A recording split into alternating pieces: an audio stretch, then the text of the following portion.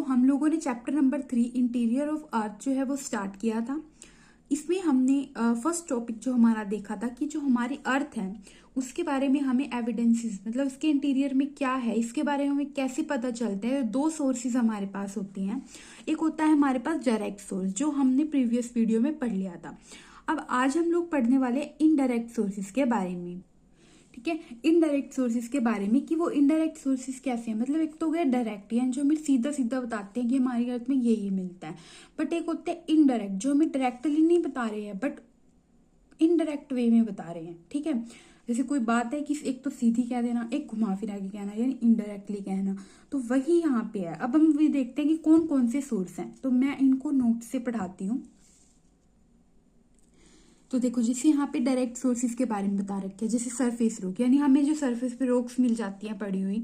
अब वो क्या है, वो हमें सीधा सीधा बताते कि जैसी रॉक हमें यहाँ मिल गई। ठीक है, most easily available solid earth material, जो कि हमें माइनिंग एरिया से मिलता है। माइनिंग करते हैं, उसमें से रॉक्स निकल जाती हैं। ठीक है, तो उन रॉक्स के थ्रू हमें पता चल जाता है कि हमारी अर्थ में भी यही होगा अंदर। ठीक है, जो माइनिंग से निकला।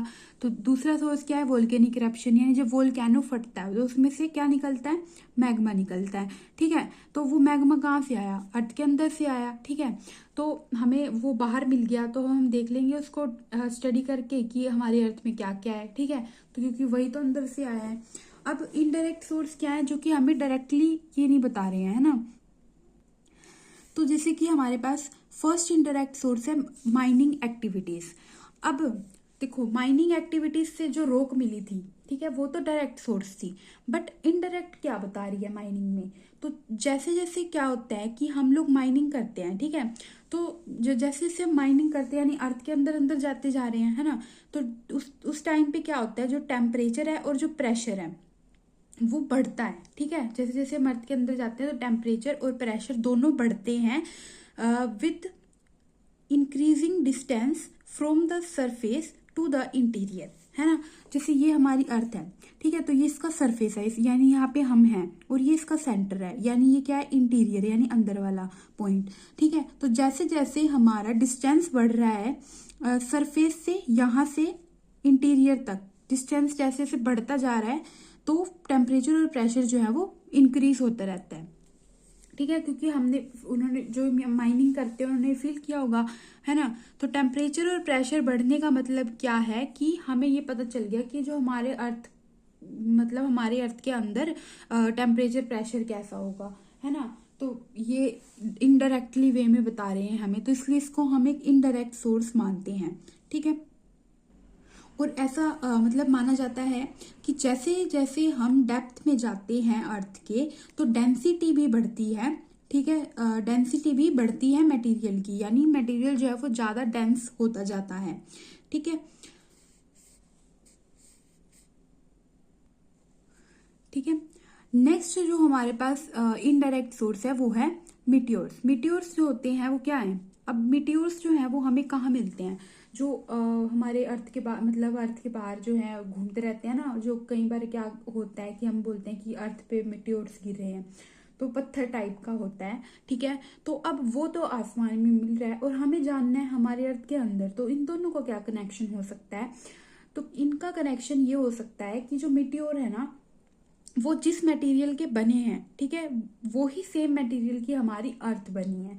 तो जब हमें मेट्योर मिलते हैं, तो जब हम उनकी स्टडी करते हैं कि उसमें क्या क्या है, तो उससे हमें ये पता चल जाता है कि हमारी अर्थ के अंदर भी यही सब मटेरियल होगा। तो ये मेट्योर्स जो है वो हमें इनडायरेक्टली वे में बता रहे हैं ना। ठीक है, डायरेक्ट थोड़ी बता रहे हैं कि वो अर्थ के इंटीरियर से थोड़ी निकल के आए हैं, है ना। नेक्स्ट जो हमारे पास सोर्स है, इनडायरेक्ट सोर्स है, वो है ग्रेविटी एनोमेलीज। ठीक है, अब जैसे ग्रेविटी होती है, ठीक है, ग्रेविटी जो है वो हर जगह डिफरेंट है ना। ग्रेविटी क्या है, जैसे मैं कोई भी चीज है, ठीक है, जैसे ये पेंसिल है, इसको मैं जब गिराऊंगी तो ये कहाँ गई, नीचे की तरफ गई, है ना। तो कोई भी चीज होती है वो हमेशा नीचे ही क्यों जाती है, इसी को ही हम ग्रेविटी बोलते हैं। ठीक है, अर्थ की ग्रेविटी है तभी तो वो नीचे जा रही है। कोई भी चीज को हम फेंको ऊपर तब भी नीचे जाती है, तो ये ग्रेविटी होती है। ठीक है, ठीक है, और जैसे जैसे हम अर्थ से दूर जाते जाएंगे, मतलब जब जो स्पेस में जाते हैं स्टडी करने, आपने देखा होगा कि वो एरोप्लेन मतलब जो वो जिसमें भी होते हैं रॉकेट में, तो वो उड़ते रहते हैं, है ना। वहां पर क्या होती है, ग्रेविटी नहीं होती है, ऐसा बोला जाता है। तो हमने क्या देखा कि जैसे जैसे हम अपने अर्थ से दूर जाते जा रहे हैं तो ग्रेविटी खत्म होती जा रही है ना। मतलब ऊपर आसमान में तो है ही नहीं ग्रेविटी, अर्थ से बाहर है ना, तभी तो वो उड़ते हैं। तो इससे हमें ये पता चलता है कि मास का डिस्ट्रीब्यूशन क्या है, क्योंकि हम ऊपर क्या है, मास नहीं होता ना, तो मास का distribution of a material in the crust of the earth, इसका हमें पता चलता है इससे, ठीक है। ग्रेविटी जो है वो डिफरेंट है हर जगह। फिर आता है मैग्नेटिक सर्वे। अब हमें पता है हमारी जो अर्थ है उसका कुछ मैग्नेटिक वो फील्ड, मतलब मैग्नेटिक इफेक्ट भी वो शो करती है ना। और नॉर्थ पोल साउथ पोल पे सबसे ज्यादा देखने को हमें मिलते हैं। तो provide information about the distribution of magnetic material in the crustal portion and thus provide information about the distribution of material in this part।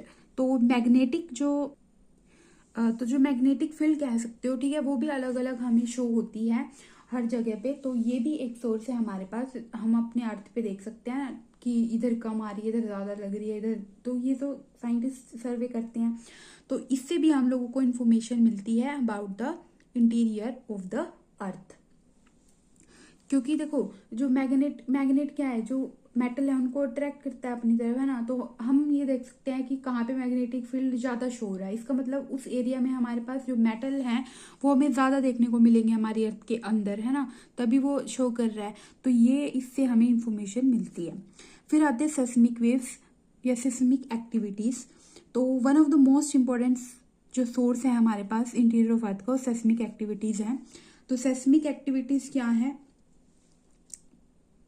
Seismic activities जो है इसको हम लोग डिटेल में पढ़ेंगे। इसके बाद जो नेक्स्ट टॉपिक है वो अर्थक्वेक है, ठीक है, उसमें हम सेस्मिक वेव्स के बारे में पढ़ते हैं ना, पी वेव, एस वेव, तो ये उसमें हम डिटेल में पढ़ेंगे। तो अभी के लिए बस आपको याद रखना है कि हमारे पास ये भी एक इम्पॉर्टेंट सोर्स है, इनडायरेक्ट सोर्स है, जिससे हम अपने इंटीरियर ऑफ अर्थ को जान सकते हैं, ठीक है। तो कौन कौन से सोर्स पढ़े हमने, mining activity, meteors, gravity anomaly और मैग्नेटिक सर्वे और सेस्मिक एक्टिविटी। तो देखो ये तो मैंने इसमें आपको ग्रेविटी के बारे में बताया था, बट ग्रेविटी एनोमलीज क्या होती हैं। एनोमलीज का मतलब क्या होता है कि जो वैल्यू हमने एक्सपेक्ट की थी कि आनी चाहिए इसकी, बट वो नहीं आ रही है या उससे डिफरेंट आ रही है, तो उनका जो डिफरेंस होता है उसको हम एनोमली बोलते हैं, ठीक है। तो ये हमारे पास थे इनडायरेक्ट सोर्सेस। अब नेक्स्ट वीडियो में हम लोग अर्थक्वेक के बारे में पढ़ेंगे।